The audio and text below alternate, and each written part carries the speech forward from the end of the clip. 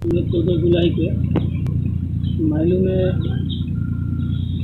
CrPC के मंच संगठन के आह्वायक अशोक चौहान जी और नवनीत चौहान जी के उग्रवादियों के द्वारा हत्या कर दिया गई। तब से मंच संगठन लोग शहीद घोषित